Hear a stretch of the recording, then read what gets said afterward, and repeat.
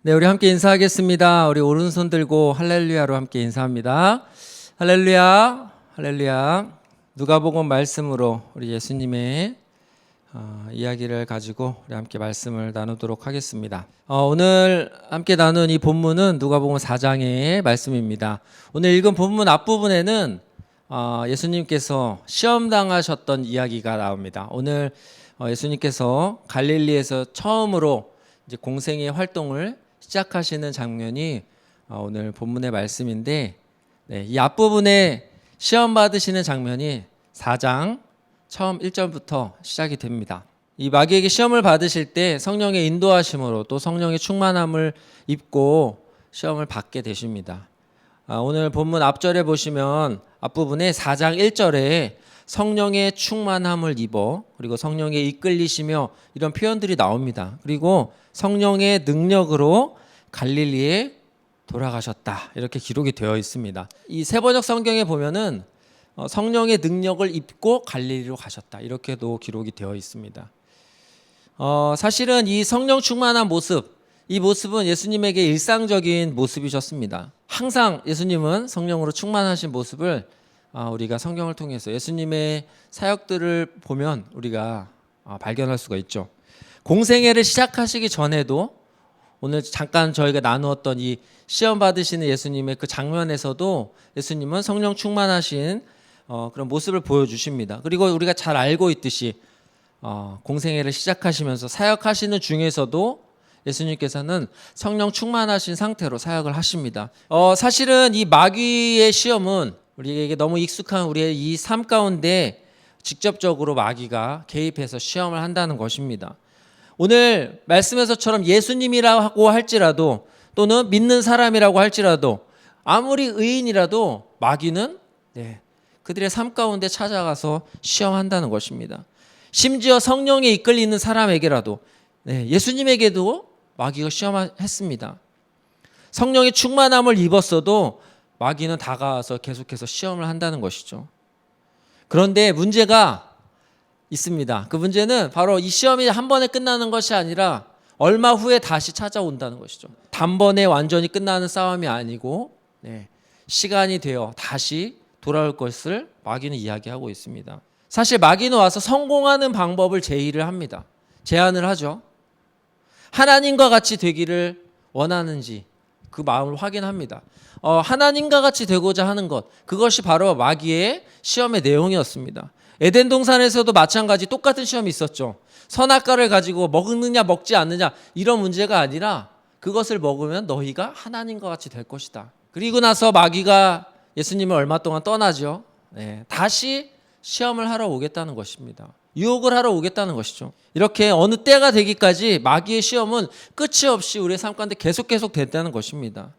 우리가 해야 할 것은 무엇이죠? 이 싸움을 피하는 것이 우리가 승리하는 길이 아니라, 물론 피해서 이 시험에 빠지지 않는 것도 중요하지만 계속해서 우리를 공격하고 있다는 그 사실을 우리가 깨닫고 우리의 말씀으로 또 기도로 충만해야 할 것입니다. 예수님께서 시험을 다 마치시고 고향으로 돌아오십니다. 갈릴리에서 활동을 시작을 하십니다. 공생애의 시작입니다. 갈릴리로 돌아오는 중에서도 예수님께서 성령의 능력이 계속되고 있다는 것을 우리가 발견할 수가 있습니다. 예수님께서 회당에서 이제 말씀을 전하시게 됩니다. 예수님의 모습을 우리가 살펴보려고 하는데요. 첫 번째는 예수님께서는 기름 부은 자라는 것입니다.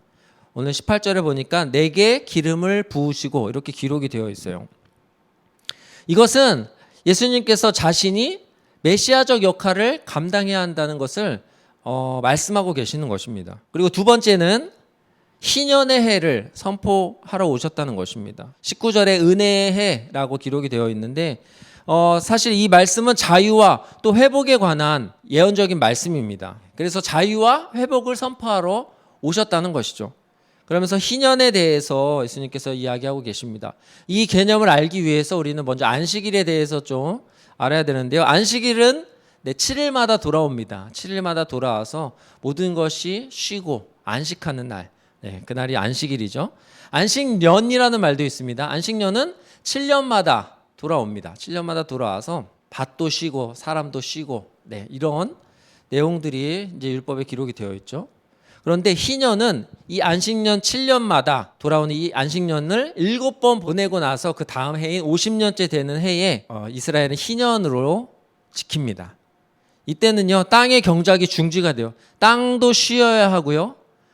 그다음에 잃어버렸던 것들, 모든 것들이 떠났던 것들이 모든 것들이 다시 돌아오는 회복이 되는 그런 해입니다. 모든 것들이 원래의 자리로 돌아오고 원래의 주인에게 돌아가는 해가 바로 희년이라는 것이죠. 네, 사람 중에서도 포로로 잡혀갔던 사람이나 노예로 팔려갔던 자들, 사람뿐만 아니라 어떤 재산에 관한 것들, 네, 빚을 지었거나 네, 이런 사람들에게 탕감을 해주고요.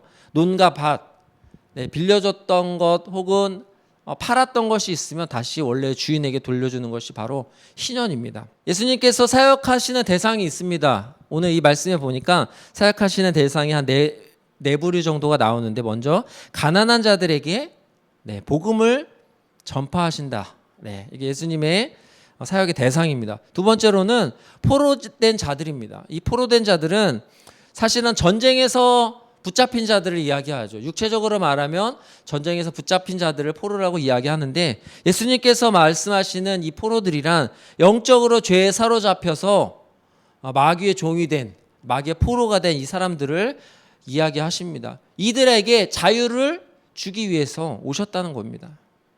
세 번째로 눈먼 자들에게 예수님이 찾아오십니다.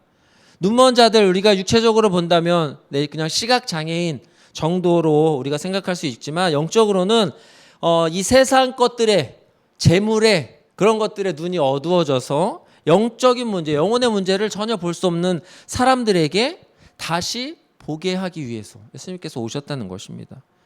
그리고 눌린 자들이 나옵니다. 이 눌린 자들 의미는 상한 자, 깨어진 자라는 의미가 있습니다. 육체가 깨어지고 육체가 상하고 영혼이 깨어진 자들에게 예수님께서 찾아오셨다는 것이죠. 이 글이 오늘 너희 귀에 응하였다, 이렇게 말씀하십니다.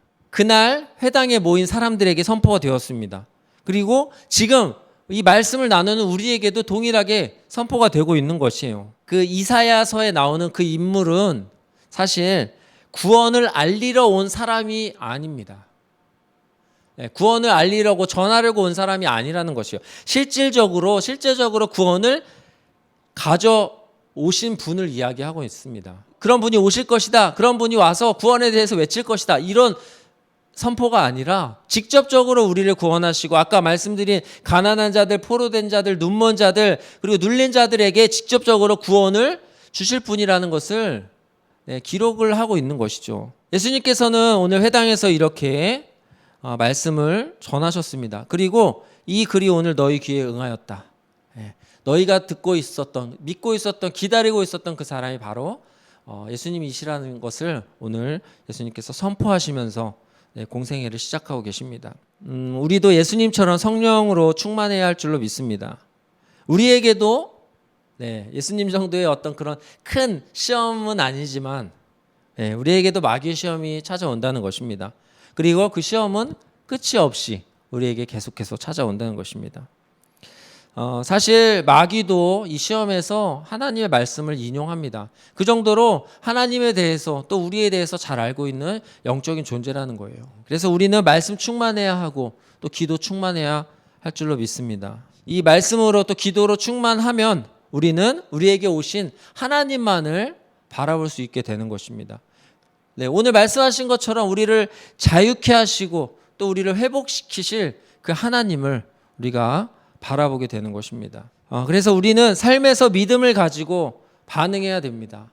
날마다 말씀을 읽고 또 날마다 기도하고 날마다 하나님의 음성과 또 하나님의 마음을 구하는 우리들이 되기를 소망합니다.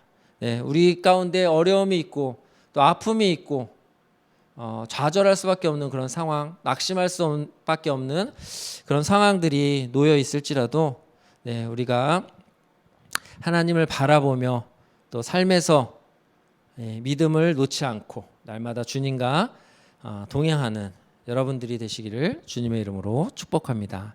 아멘. 기도하겠습니다. 하나님 감사합니다. 예수님께서 오늘 마귀의 시험을 마치시고 이제 공생애를 시작하신 본문으로 우리가 함께 말씀을 나누었습니다.